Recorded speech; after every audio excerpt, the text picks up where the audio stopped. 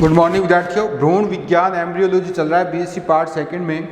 तो पिछली क्लास में हमने लास्ट में जाना था कि पराग नलिका पॉलन ट्यूब का ओव्यूल में प्रवेश किस तरह से होता है। तो तीन प्रकार हमने देखे थे, पोरोगेमी, चलाजोगेमी और मीजोगेमी। इन तीनों के अलावा भी कुछ और इसमें महत्वपूर्ण बिंदु हैं, उनको भी हम जान लेते हैं। देखिए, पराग नलिका जो है वो सीधे ही बीजांड के संपर्क में आ जाती है। ये क्या है? भ्रूणकोश है। भ्रूणकोश के सीधे संपर्क में आ जाती है, क्योंकि हम सब जानते हैं कि जो बीजांड द्वार बनता है वो इस तरह से दोनों अध्यावरणों युक्त होता है। ये बीजांड द्वार है और ये इसका क्या है? भ्रूणकोश है। ठीक है, इस भ्रूणकोश में ये सारी कोशिकाएं हैं, जिसमें एग अपरेटस में एक अंड कोशिका समेत दो कौन सी कोशिका है? सहायक कोशिका है। और इसके ऊपर ये सेकेंडरी न्यूक्लियस है और फिर आ जाती है 3 एंटीपोडल सेल इसकी चलाजल साइड पर। तो देखिए यहाँ पर जब स्टिग्मा, तो ये स्टिग्मा है और स्टिग्मा पर ये परागकण जब अंकुरित हो जाता है तो यहाँ से एक पॉलन ट्यूब विकसित होकर के यहाँ आएगी। किस पर? इस भ्रूणकोश में प्रवेश करती है, इस प्रकार से, जैसा कि आप सामने डायग्राम में देख रहे हैं। ठीक है, तो ये तो हो जाता है जर्मिनेट पॉलन ग्रेन। और इसमें साथ साथ ये आएगा इसका वेजिटेटिव न्यूक्लियस, और इसके आगे जो है मेल गैमेट। ये मेल गैमेट हैं। मेल गैमेट कितने होते हैं? 2 होते हैं। ठीक है, ये एग एपरेटस है, इसमें एक अंड कोशिका है। ये सेकेंडरी न्यूक्लियस है जिसमें 2n अवस्था है, और ये आ जाती है एंटीपोडल सेल। कितनी है ये? 3 है। और ये सामान्य प्रकार का भ्रूणकोश है, एम्ब्रियोसेक है, जिसमें 7 कोशिकाएं और 8 केंद्रक होते हैं। ये इसका चलाजल साइड है, यानी कि निभागीय सिरा। ठीक है, और ये आ जाता है इसका माइक्रोपाइल साइड, यानी कि ये आ जाएगी कौन सी? बीजांड द्वारीय सिरा। तो इस प्रकार से पराग नलिका इसके अंदर प्रवेश करती है। अब सीधी सी बात ये है कि पराग नलिका का प्रवेश मैंने आपको बताया पोरोगेमी और मीजोगेमी और चलाजोगेमी तीनों प्रकार से होता है, लेकिन जो मुख्य प्रवेश है वो कहाँ से होता है? हमेशा ही बीजांड द्वार से होता है। अब कुछ ऐसे पादप हैं जिनके अंदर बीजांड द्वार बनता ही नहीं है, यानी कि बीजांड द्वार का निर्माण ही नहीं होता है, क्योंकि अध्यावरण भी नहीं बनते हैं। तो अध्यावरण नहीं बनेंगे तो बीजांड द्वार भी नहीं बनेगा। तो पराग नलिका सीधे ही भ्रूणकोश के संपर्क में आती है, क्योंकि ये जो भ्रूणकोश है ये लंबाई में बढ़कर कहाँ आ जाएगा? इसके बाहर आ जाएगा, बीजांड द्वार से थोड़ा बाहर आ जाता है। यानी कि जो ये अवस्था है जो आप देख रहे हैं सामने, ये तो नॉर्मल अवस्था है, यूजुअल जो कैरेक्टर है इसका। इसके बाद ये थोड़ा सा खिसक के लंबाई में बढ़कर कहाँ आ जाएगा? इस बीजांड द्वार से बाहर आ जाएगा, और ये पराग नलिका सीधे ही इनके संपर्क में आ जाती है। और ऐसा होता किसमें है? जैसे अब इसमें हम देख लेते हैं, एक तो लोरेंथेसी जो क्लास है, वर्ग है, या लोरेंथेसी जो फैमिली है, उसमें अध्यावरण नहीं बनते। ठीक है, इसमें इंटेगुमेंट नहीं बनते हैं, इंटेगुमेंट्स नहीं बनते।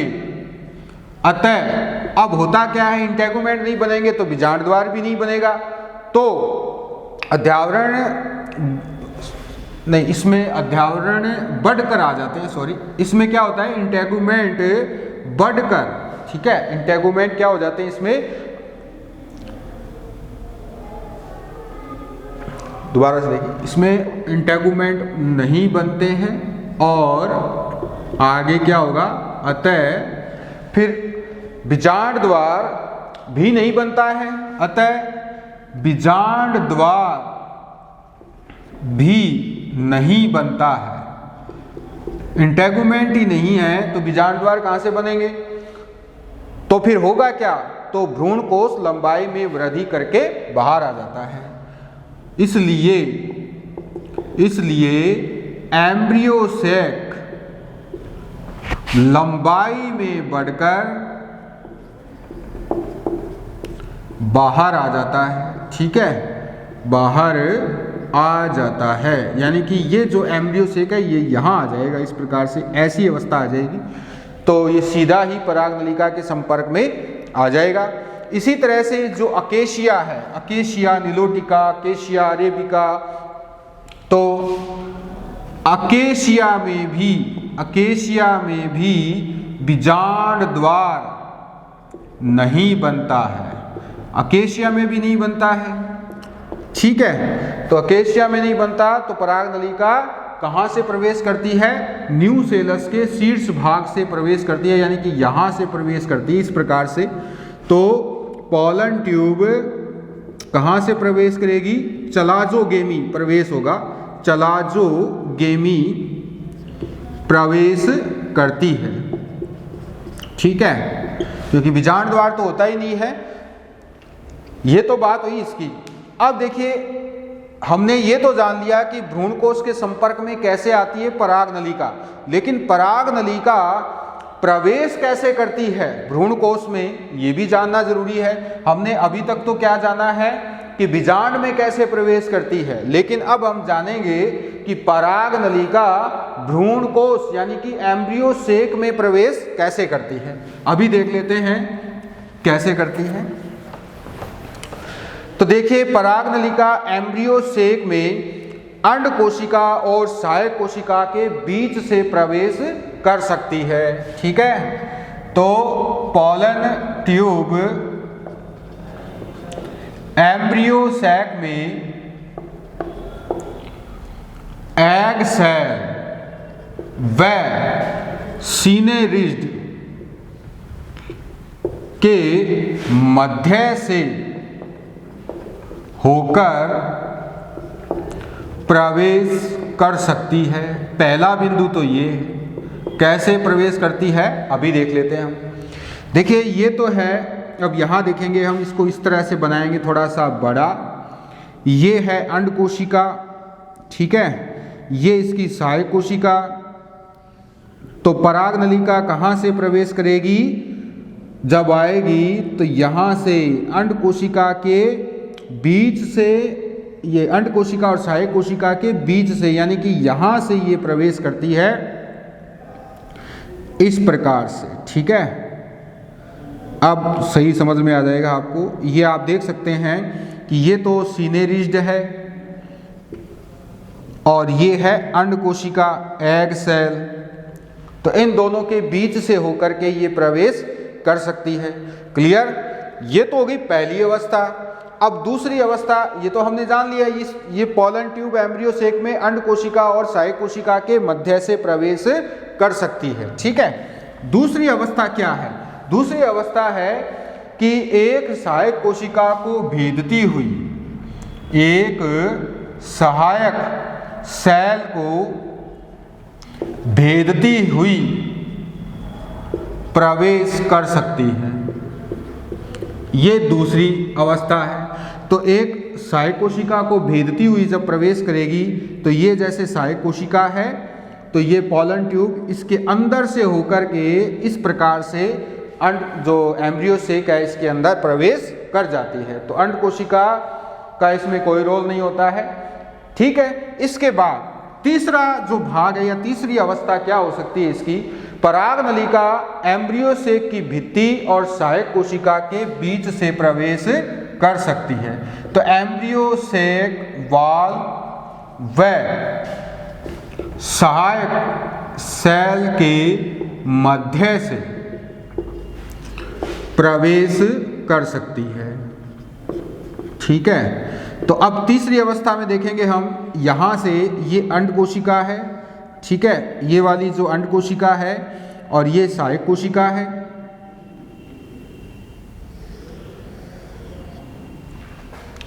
तो एम्ब्रियो सेक वाल व सहायक कोशिका के मध्य से, तो देखिए ये तो हो गई एम्ब्रियो सेक की वाल और ये हो गई सहायक कोशिका। अब यहां से इस प्रकार से प्रवेश कर सकती है, यानी कि जो ना तो ये सहायक कोशिका को भेदेगी और ना ही ये अंड कोशिका के संपर्क में आती है। यहाँ से तो नहीं आती है, लेकिन अंदर जाने के बाद इसका युग्मक जो है वो अंड कोशिका के संपर्क में जरूर आता है, ठीक है। अब देखिए कुछ ऐसे भी पौधे हैं, नंबर 4 में देखें कौन सी अवस्था हो सकती है कि कुछ पौधों में कुछ पौधों में पराग नलिका,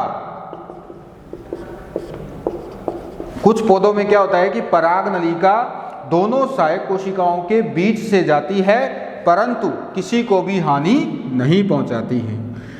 कुछ पौधों में पराग नलिका दोनों सहायक सेल के बीच से जाती है परंतु किसी भी सहायक सेल को कोई हानि नहीं होती। ठीक है, तो ये भी एक अवस्था है, इसके अंदर सहायक कोशिकाओं के बीच से जाती है लेकिन कोई हानि नहीं होती है। जैसे कशकुटा, जियामेज, ये ऐसे पादप हैं। एग्जाम्पल इसका हम बता सकते हैं, कशकुटा, कशकुटा रेफलेंस होता है अमरबेल। जियामेज, जियामेज क्या होती है, मक्का होता है। ठीक है, और इसके अलावा एक और है मेलिलोटस, ये भी एक ऐसा पादप है जिसके अंदर इस प्रकार की अवस्था हो सकती है। अब कुछ ऐसे पौधे हैं जिसमें एक या दोनों सहायक कोशिकाएं नष्ट हो जाती हैं। ठीक है, तो कुछ पौधों में पराग नलिका सहायक सेल्स के बीच से होकर जाती है, वह सहायक सेल्स नष्ट हो जाती है। ठीक है, ये भी एक अवस्था है जिसमें सहायक कोशिकाएं नष्ट भी हो जाती हैं। कौन से पादप हैं ये होते हैं एरीलेसी के पादप, एरीलेसी के प्लांट। तो इनमें इस प्रकार की अवस्था होती है। ठीक है, तो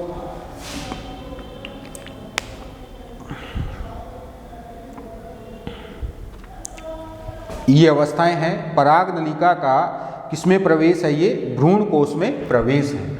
आगे चलते हैं, कुछ और इसके महत्वपूर्ण बिंदु जो आपको याद रखने ज़रूरी हैं, क्योंकि देखिए एम्ब्रियोलॉजी पढ़ रहे हैं और एक एक चीज़ इसकी इम्पॉर्टेंट है, एक एक बात इसकी इम्पॉर्टेंट है, क्योंकि सारा प्रोसेस किससे जुड़ा हुआ है, रिप्रोडक्शन से जुड़ा हुआ है। तो देखिए ऐसा माना जाता है कि सहायक कोशिका, ये जो सहायक कोशिकाएं हैं ये पराग नलिका का एम्ब्रियो सेक में प्रवेश सुगम बनाती हैं और साथ ही साथ ये नर युग्मकों के भ्रूण कोश में प्रकीर्णन को भी प्रभावित करती है। कुछ पौधों में क्या होता है कि पराग नलिका का शीर्ष भाग एंजाइम के प्रभाव से नष्ट हो जाता है, जिससे उस नलिका का, पराग नलिका का कोशिका द्रव्य दोनों युग्मकों और एक कायिक युग्मक और स्टार्च ये आदि भी हासिल हो रही सिनेरिज्ड कोशिका में आ जाते हैं। अब देखिए इस बात को समझना जरूरी है, ये एम्ब्रियो सेक है और ये अंड कोशिका है और ये नष्ट होती हुई कौन सी कोशिका है, सहायक कोशिका है। जैसे मान लो ये कि नष्ट होती हुई ये है सहायक कोशिका इधर वाली, ठीक है, ये नष्ट हो रही है। अब पराग नलिका अपने साथ क्या लेकर के आती है, पराग नलिका अपने साथ लेकर के आती है दो युग्मक, इसके अलावा इसका कोशिका द्रव्य होता है खुद का और एक कायिक युग्मक होता है। ठीक है, क्लियर। अब कुछ पौधों में क्या होता है, कुछ पौधों में ये होता है कि इस पराग नलिका का जो शीर्ष भाग है, हमने पराग नलिका की कल संरचना देखी थी जिसमें ऊपर का जो शीर्ष भाग है जिसको कैप ब्लॉक था वहाँ पर, तो वो कुछ एंजाइमों की वजह से नष्ट हो जाता है। यानी कि यहाँ से ये पराग नलिका जब इसके संपर्क में आने को होती है तो ये नष्ट हो जाती है। नष्ट होने से क्या होगा कि ये दोनों युग्मक, इसका कोशिका द्रव्य और ये कायिक युग्मक, ये सारा जो मटेरियल है ये इस नष्ट होती हुई सहायक कोशिका में आ जाता है, यानी कि यहाँ पर आ जाता है ये। ठीक है, तो इस प्रकार की अवस्था भी कुछ पौधों में मिलती हैं, जैसे लाइकोपर्सिकम और लाइनम में किसमें, एक तो लाइकोपर्सिकम व लाइनम, ये ऐसे पौधे हैं जिसमें इस प्रकार की कंडीशन हमें देखने को मिल सकती है, जिसमें सहायक कोशिका जो नष्ट होती हुई कोशिका है उसके अंदर ये युग्मक और इसके साथ साथ इसका कोशिका द्रव्य भी पराग नलिका का पहुंच जाता है। ठीक है, अब देखिए दोहरे निषेचन से आगे किसका निर्माण होगा? भ्रूण कोश का निर्माण होगा, जो भ्रूण को पोषण करने का काम करता है। अब आगे चलते हैं फर्टिलाइजेशन में। निषेचन किस प्रकार से होगा? देखिए पराग कण से नर युग्मक बन गए और फीमेल गैमेटोफाइट यानी एम्ब्रियो सेक बन गई। ठीक है, एम्ब्रियो सेक में अंड कोशिका बन गई और मेल गैमेट पराग नलिका में बन गए। पराग नलिका का बीजांड में प्रवेश हो गया, पराग नलिका का आगे भ्रूणकोश में प्रवेश हो गया। अब पराग नलिका द्वारा लाए गए युग्मकों का संयोजन होता है, कहाँ पर? भ्रूणकोश में, और उसी प्रक्रिया को हम कह सकते हैं निषेचन, फर्टिलाइजेशन। ठीक है, तो अगला है फर्टिलाइजेशन। फर्टिलाइजेशन को हम क्या कहेंगे कि निषेचन, देखिए निषेचन की खोज किसने की थी? स्ट्रॉसबर्गर ने की थी। इसकी खोज का श्रेय किसको जाता है? स्ट्रॉसबर्गर को जाता है। ठीक है, निषेचन की खोज का श्रेय किसको जाएगा? स्ट्रॉसबर्गर को। देखिए आपको मैं बता दूं कि इसकी खोज का श्रेय तो जाता है स्ट्रॉसबर्गर को, परंतु यहाँ पर निषेचन दोहरा होता है, यानी दोहरा निषेचन होता है। जब हमने एम्ब्रियोलॉजी पढ़नी शुरू की थी तो मैंने आपको बताया था कि एक तो सत्य निषेचन होता है जिसमें एक नर युग्मक एक मादा जो अंड कोशिका है उसके साथ संयुक्त हो जाएगा, परंतु दूसरा नर युग्मक क्या करता है इसके बारे में ये स्ट्रॉसबर्गर नहीं बता पाया था। तो फिर इसके बारे में स्पष्टीकरण किसने दिया था? नवासिन ने दिया था। नवासिन ने उस दूसरे नर युग्मक की भूमिका के बारे में स्पष्टीकरण दिया और ये बताया कि दूसरा नर युग्मक द्वितीयक केंद्रक से संयुक्त हो जाता है, जो कि बीच में होता है ना द्वितीयक केंद्रक, उसके साथ संयुक्त हो जाता है और उस प्रक्रिया को ट्रिपल फ्यूजन कहते हैं, यानी कि त्रिसंलयन कहते हैं। तो त्रिसंलयन की खोज किसने की थी? नवासिन ने की थी। और निषेचन की खोज किसने की थी? स्ट्रॉसबर्गर ने की थी। और दोनों प्रक्रियाओं को मिलाकर के हम क्या कहते हैं? दोहरा निषेचन, डबल फर्टिलाइजेशन कहते हैं। तो दोहरे निषेचन से ही भ्रूण कोश का निर्माण होता है और साथ ही साथ भ्रूण का निर्माण होता है। तो निषेचन की खोज स्ट्रॉसबर्गर ने की और नर और मादा युग्मकों का संयोजन क्या कहलाता है? निषेचन कहलाता है। एक नर युग्मक व एक अंड कोशिका का संलयन निषेचन तो कहलाएगा ट्रू फर्टिलाइजेशन। अब देखते हैं निषेचन किस प्रकार से होता है। तो ये है सहायक कोशिका और ये अंड कोशिका। ठीक है, ये सेकेंडरी न्यूक्लियस और ये आ जाती हैं एंटीपोडल सेल। यहाँ से पराग नलिका में आएंगे दो नर युग्मक। ठीक है, ये आ गए नर युग्मक। और अब देखते हैं आगे क्या होता है। तो इसमें देखिए दो नर युग्मक हैं, ये कायिक युग्मक है। तो एक नर युग्मक तो इसके साथ संयुक्त हो जाएगा, यानी एक नर युग्मक तो अंड कोशिका के साथ संयुक्त हो जाएगा। ठीक है, एक नर युग्मक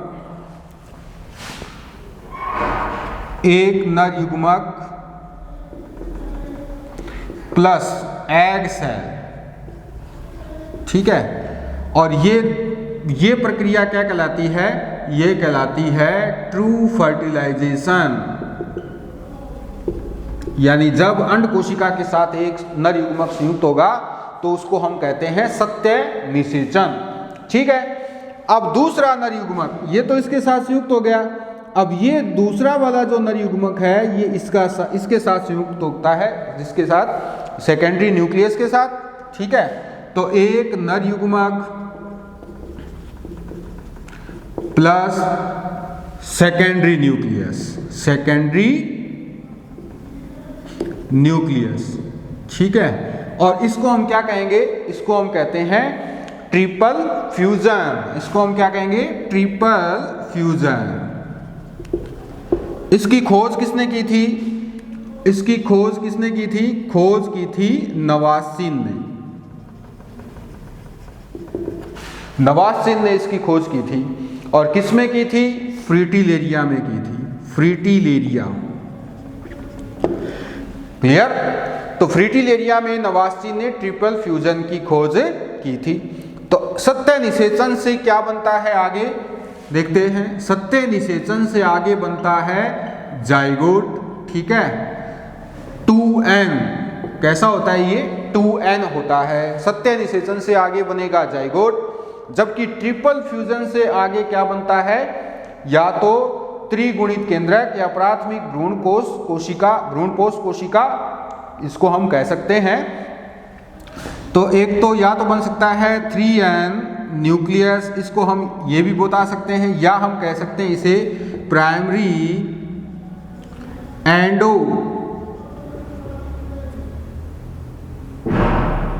एंडोस्पर्म सेल, ठीक है, जो कि कैसी होती है?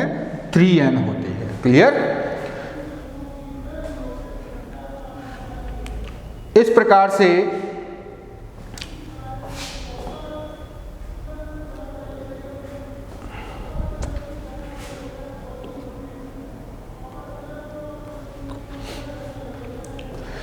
अब देखिए जाइगोट से आगे क्या बनेगा? एम्ब्रियो बनेगा, ठीक है। और इससे आगे क्या बनेगा? एंडोस्पर्म बनेगा, यानी भ्रूणपोष बनता है।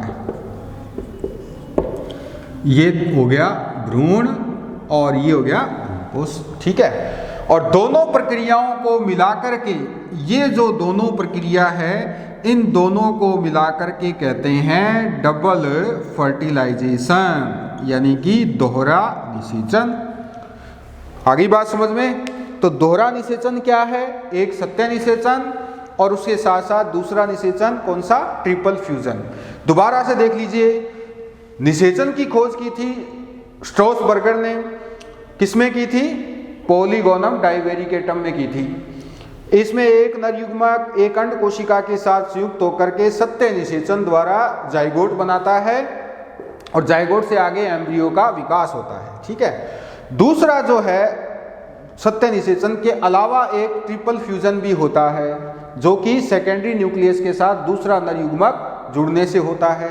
तो एक दूसरा नर युग्मक सेकेंडरी न्यूक्लियस के साथ संयुक्त होता है। इस प्रक्रिया को ट्रिपल फ्यूजन कहते हैं। ट्रिपल फ्यूजन से आगे 3n न्यूक्लियस, त्रिगुणित केंद्रक या प्राइमरी एंडोस्पर्म सेल, यानी कि प्राथमिक भ्रूणपोष कोशिका, जो कि 3n होती है, का विकास होता है।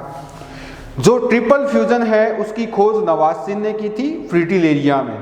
तो सत्य निषेचन और ट्रिपल फ्यूजन दोनों को संयुक्त रूप से एक साथ क्या कहते हैं? डबल फर्टिलाइजेशन कहते हैं। यानी कि डबल फर्टिलाइजेशन में दोनों निषेचन होते हैं, एक तो सत्य निषेचन भी होता है और दूसरा साथ साथ क्या होता है? ट्रिपल फ्यूजन भी होता है। आगे चलते हैं, एंडोस्पर्म की बात कर लेते हैं। भ्रूण तो बन जाएगा, लेकिन अब हम बात करेंगे एंडोस्पर्म की, ठीक है। आगे चलते हैं एंडोस्पर्म में। पहले एंडोस्पर्म को ही लेंगे हम और उसके बाद हम जानेंगे डाइकोट और मोनोकोट एम्ब्रियो के बारे में। तो पहले है एंडोस्पर्म।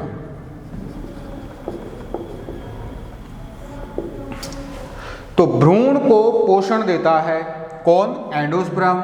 यह भ्रूण को पोषण देता है, इसका काम यही होता है, भ्रूण को पोषण देने का। और सभी एंजियोस्पर्म में बनता है ये, ठीक है। सभी एंजियोस्पर्म में बनता है, ठीक है। और अपवाद भी हैं इसके, लेकिन कुछ ऐसे पौधे भी हैं जिनके अंदर ये नहीं बनता है, जैसे ट्रेपेडेसी में, पोडोस्टिमोनेसी में, ठीक है, पोडोस्टिमेसी में। इसके अलावा ट्रेपेडेसी में इनके अंदर एंडोस्पर्म नहीं बनता है, ठीक है। इसके अलावा और भी हैं, जैसे ऑर्किडेसी, ये इसके अपवाद हैं जिनके अंदर भ्रूणपोष का निर्माण नहीं होता है। एंडोस्पर्म कितने प्रकार का होता है? एंडोस्पर्म 3 प्रकार का होता है। कितने प्रकार का होता है? 3 प्रकार का होता है, ठीक है। पहले को हम कहते हैं न्यूक्लियर यानी कि केंद्रकीय भ्रूणपोष, ठीक है। क्या कहेंगे हम इसे, केंद्रकीय भ्रूणपोष। दूसरा जो है वो है नंबर 2 पर सेलुलर, और तीसरा जो है वो आता है इसके अंदर हेलोबियल। तीसरा कौन सा प्रकार है, हेलोबियल। ठीक है, इस प्रकार से 72% पादपों में सेलुलर पाया जाता है। क्लियर, कितने परसेंट पादपों में पाया जाएगा, 72% पादपों में जो है वो कौन सा प्रकार होता है, सेलुलर होता है। ठीक है, और इसके अलावा जो पहला प्रकार है केंद्रकीय, वो पाया जाता है 16% पादपों में इस प्रकार का केंद्रकीय भ्रूणपोष बनता है। जैसे नारियल में क्या होता है, केंद्रकीय भ्रूणपोष ही होता है नारियल में। ठीक है, नारियल में जो लिक्विड होता है ना, उसका अंदर का जो तरल पदार्थ होता है जिसे हम क्या कहते हैं, दूध कहते हैं, नारियल दूध कहते हैं, तो वो वास्तव में क्या है, केंद्रकीय भ्रूणपोष ही है। सेलुलर में पूरा कोशिकीय हो जाता है। ठीक है, तो ये हो जाती हैं, और इसके बाद 12% और बचते हैं, तो 12% पादपों में बनता है हेलोबियल। आगे चलें, मोस्टली डाइकोट जो हैं उनके अंदर इस प्रकार से ये बनते हैं। आगे है एंडोस्पर्म कोशिका में कुछ और महत्वपूर्ण बातें क्या है वो भी आपको पता होना चाहिए। देखिए, वैसे तो एंडोस्पर्म में क्लोरोफिल नहीं होता है, एंडोस्पर्म में क्लोरोफिल नहीं होता। ठीक है, क्या नहीं होता, क्लोरोफिल नहीं होता। आपको याद रखना है, क्लोरोफिल एब्सेंट होता है एंडोस्पर्म सेल में, परंतु कुछ पौधों में क्लोरोफिल पाया जाता है। एंडोस्पर्म में, एंडोस्पर्म कोशिका में क्लोरोफिल पाया जाता है। ठीक है,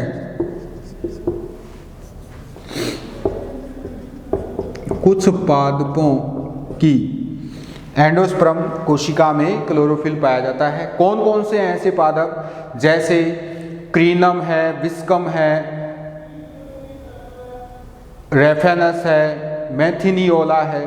ठीक है, कौन कौन से हैं, क्रीनम, विस्कस,